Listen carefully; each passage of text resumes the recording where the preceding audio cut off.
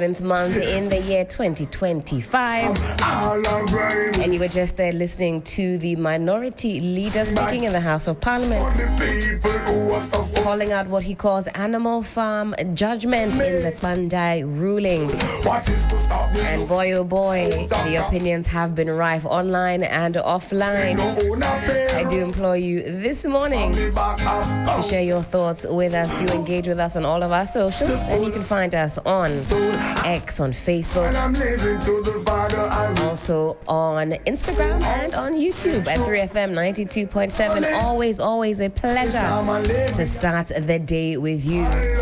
Do stick with us all the way through up until 10 a.m. and I do promise you will not regret it.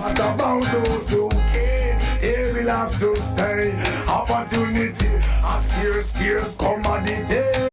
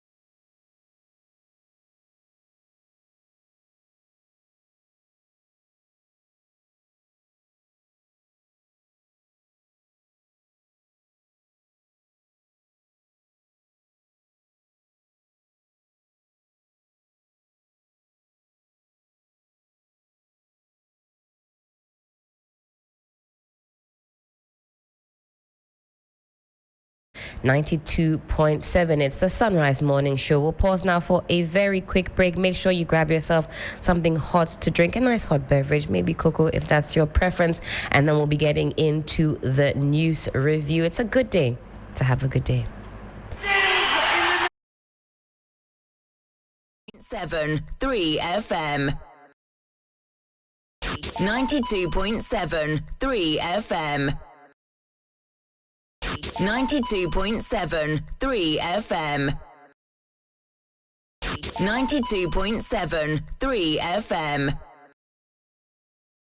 92.7 3 FM